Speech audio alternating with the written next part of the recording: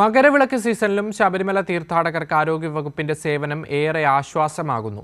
ഹൃദയസ്തംഭനവുമായി എത്തിയ 47 കേസുകളിൽ 12 പേരുടെ ജീവനാണ് രക്ഷിക്കാൻ കഴിഞ്ഞത്. മകരവിളക്കിന് നട തുറന്ന ശേഷം മാത്രം 15,000-ൽ പരം പേരാണ് ചികിത്സ തേടിയെത്തിയത്.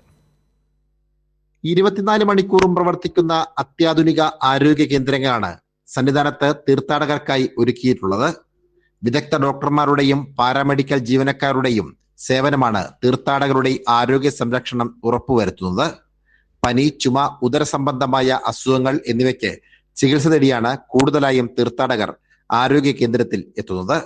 ഈ മണ്ഡലകാലം തുടങ്ങിയ ശേഷം ഹൃദയസ്തംഭനവുമായി എത്തിയ 47 കേസുകളിൽ 12 പേരുടെ ജീവൻ രക്ഷിക്കാൻ കഴിഞ്ഞു. നമുക്ക് മൊത്തം സീസൺ തുടങ്ങിയ പിന്നെ നമുക്കൊരു 150-170ഓളം കേസുകൾ നമുക്ക് വന്നിട്ടുണ്ട്. അതിൽ തന്നെ 43 കാർഡിയക് അറസ്റ്റുകളായിട്ടാണ് നമുക്ക് വന്നിട്ടുള്ളത്. അതിലൊരു 12-നും 15-നും ഇടയ്ക്ക് നമുക്ക് ആൾക്കാരെ രക്ഷിക്കാൻ പറ്റിയിട്ടുണ്ട്. ഏകദേശം ഒരു 12,000 പേര് വരുന്നുണ്ട്. അത് കുട്ടികളും മുതിർന്നവരും സ്ത്രീകളും അടക്കം ഒരു 12,000 പേര് വരുന്നുണ്ട്.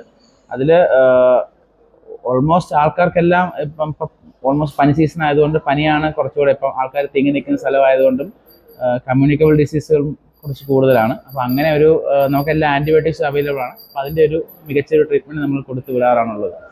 മലകയറ്റത്തിന്റെ ബുദ്ധിമുട്ടുകൾ പരിഗണിച്ച് കാർഡിയാക് എമർജൻസികൾ കൈകാര്യം ചെയ്യുന്നതിൽ ആരോഗ്യവകുപ്പ് പ്രത്യേക ശ്രദ്ധ ചെലുത്തുന്നുണ്ട്. പമ്പ, നീലിമല, അപ്പാച്ചിമേട് എന്നിവിടങ്ങളിലെ ആശുപത്രികളിൽ കാർഡിയോളജി യൂണിറ്റുകൾ സജ്ജമാണ്. ഹൃദയാഘാത സാധ്യതയുള്ളവർക്ക് വിദഗ്ധ ചികിത്സ ഉറപ്പാക്കാൻ ആവശ്യമായ മരുന്നുകളും ലഭ്യമാണ്. സനോജ് സുരേന്ദ്രൻ, കൈരളി ന്യൂസ്, സന്നിധാനം.